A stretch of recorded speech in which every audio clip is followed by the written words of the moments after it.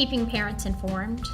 I would say listening to their concerns without becoming defensive, and acknowledge that parents do know their children.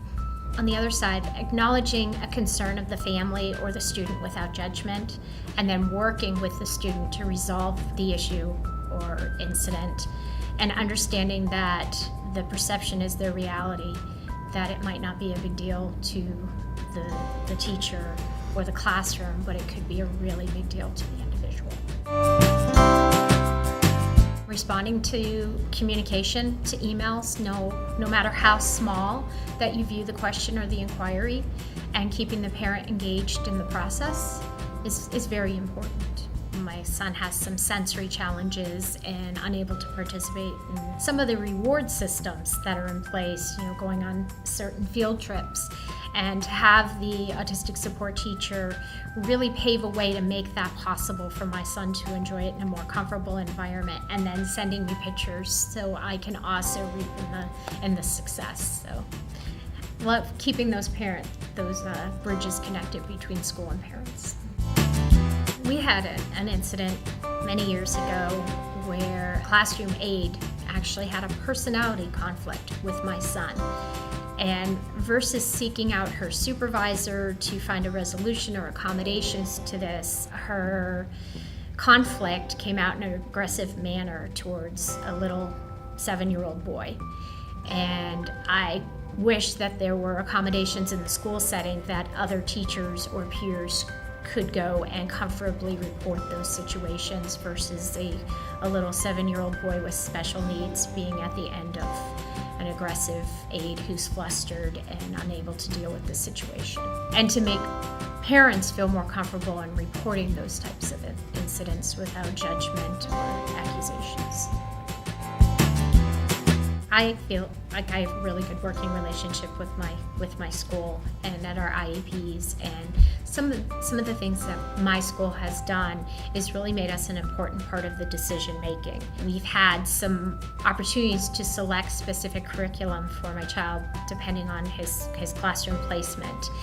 And I love the fact that my school has been willing to provide samples of the proposed curriculum. They send it home, we have the time to review it, ask questions, look through it, and then we can make a more educated decision on my son's placement within the school. So that really has been important to us and made us feel like a vital part of the team. The other item is communicating any major changes or significant changes that are going to happen in the IEP versus surprising you at the meeting. Nobody likes to be surprised, especially when it comes to your child's education.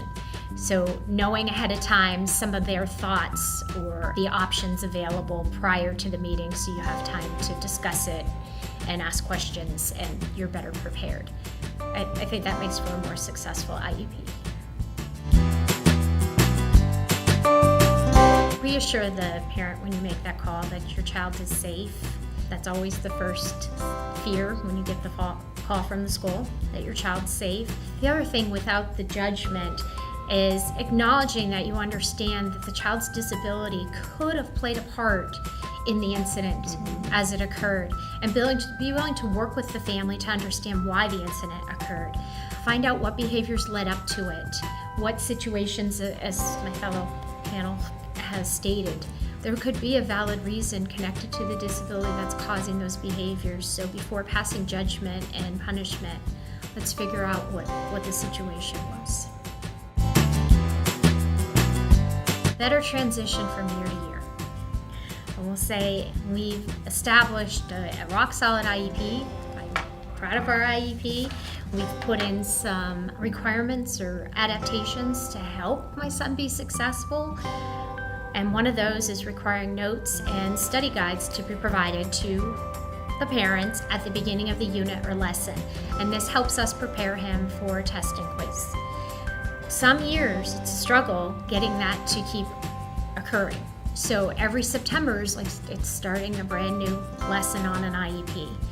So if there could be some better established rules or guidelines for transition year to year, it would make parents' life easier, because school year goes really fast, and by the time you establish, you're at the end of the year and then you're starting all over again.